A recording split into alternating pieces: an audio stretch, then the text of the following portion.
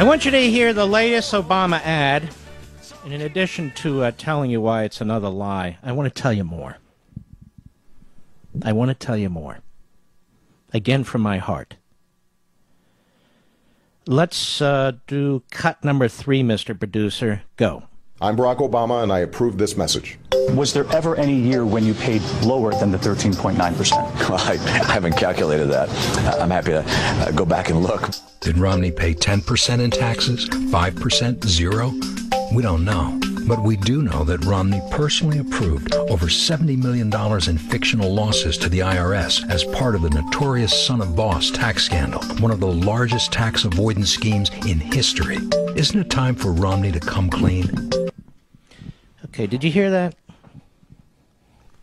So already, all these factual check sites have said this is another lie. The tax scheme didn't benefit Romney. The fictional losses were not his, says Fact Check. The company involved was Marriott Corporation, not Romney, not Bain Capital, but the ad gives no hint of this, quote unquote. So here we have another lie.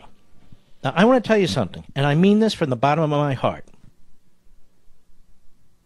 Should, God forbid, Barack Obama be reelected president, I will have nothing but sustained contempt for the man. He has completely lost whatever little respect I had for him. He is diminishing the office of the presidency.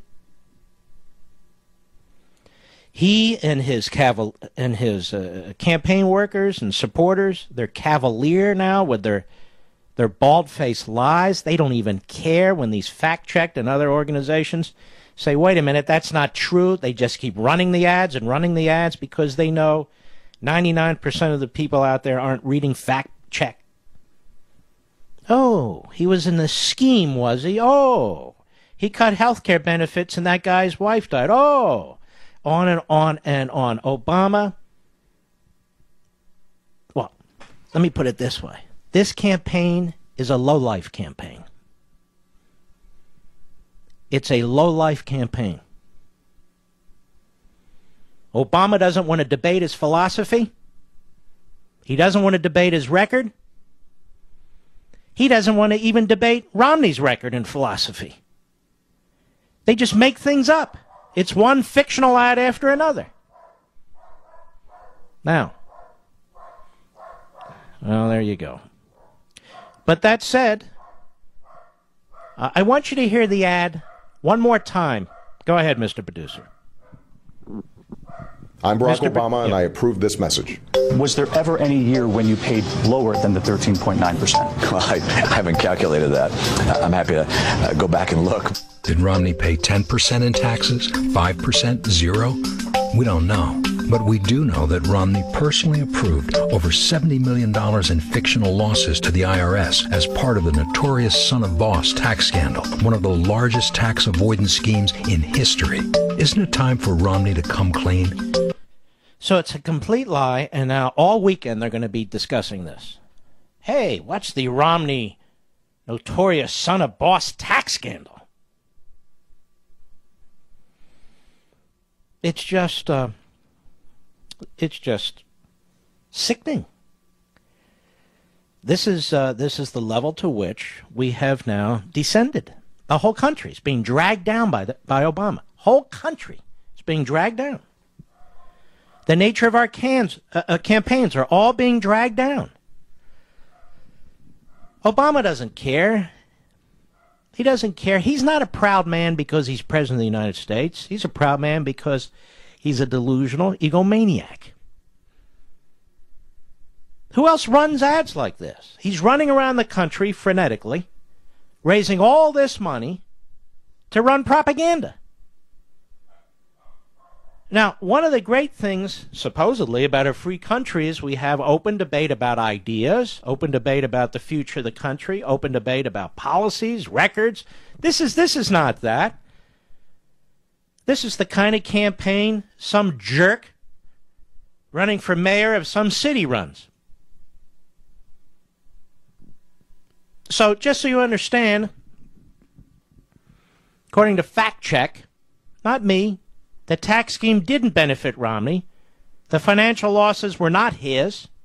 The company involved was Marriott, not Romney, not Bain Capital. But the ad gives no hint of this. Of course not. So you see, Romney's been a very, very busy man. I bet you didn't know this about him. While he's busy killing off the wives of former steelworkers, he's also running the biggest tax scam in American history. Oh, it's true. While his wife is off riding horses, you know, this is really. I'm trying to use my words carefully so I don't get thrown off the air because I am so damn pissed off, to be perfectly honest. I'm so disgusted with what's happening to my country. I'm so fed up with how this president conducts himself and drags this country down and down and down. I've had enough of it. And how an entire political party goose steps right behind him. How 90% of the media class goose step right behind him. How people think this is fair game. This isn't fair game. This is the lowest of the low. I've never seen anything like this. There have been tough campaigns in modern American history. This isn't a campaign. This is a political mob hit, if you will. Obama and his thugs, they think like mobsters. Anything. Kneecap them. Do whatever you have to do politically.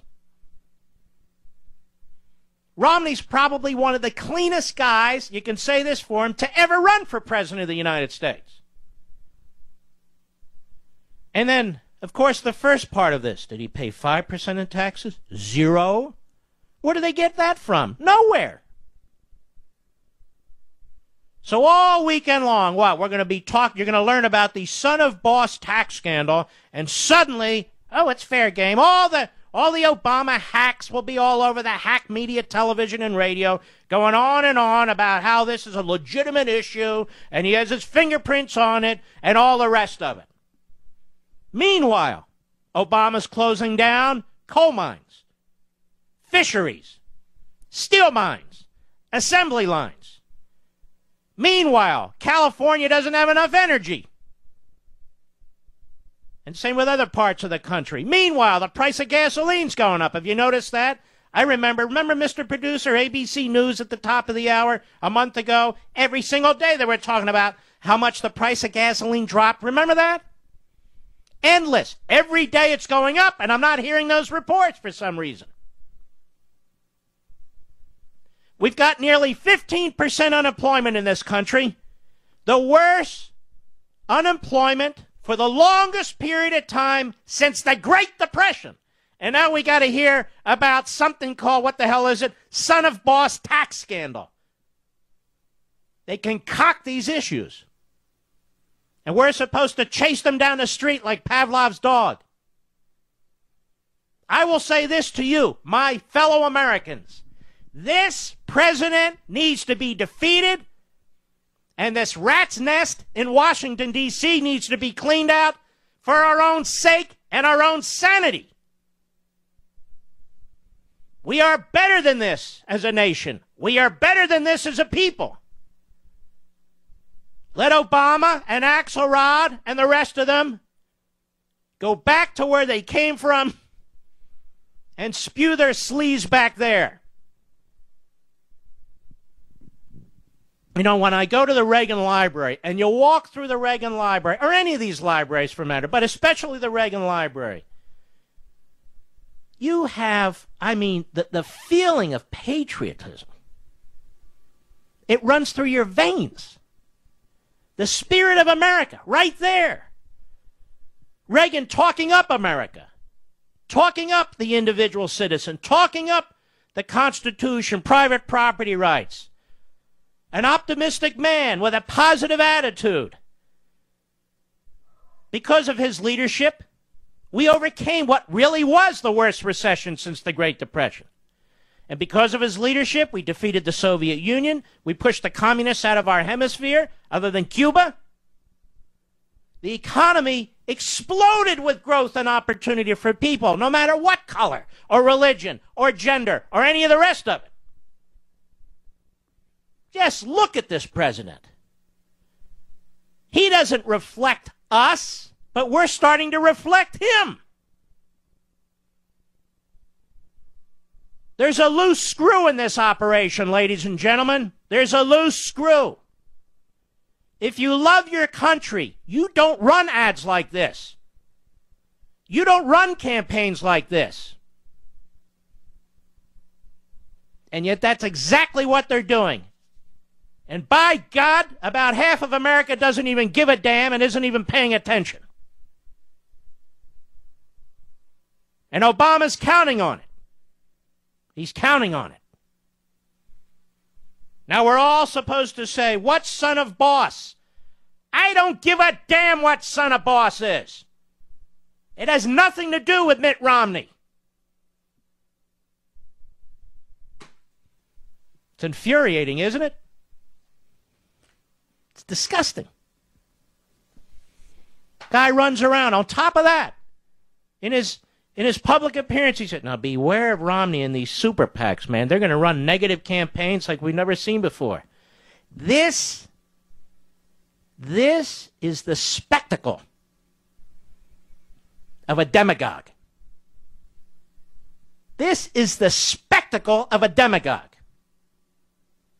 who's dragging down the country, dragging down our politics, dragging down our society, and then he says, look at the other side. Look at the nasty things they're going to say about me.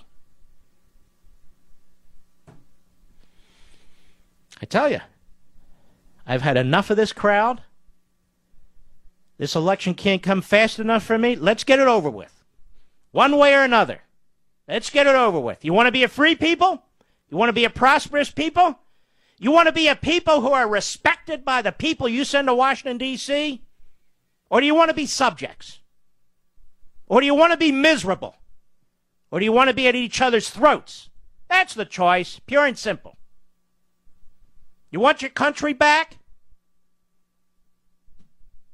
Or do you want this crap, day in and day out, this poison dripping into your homes on TV and radio from this campaign and this president?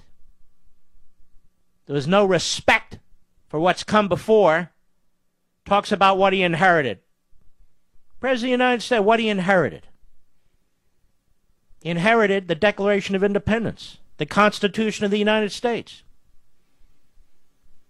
He inherited a nation that defeated Hitler, that defeated the Soviet Union.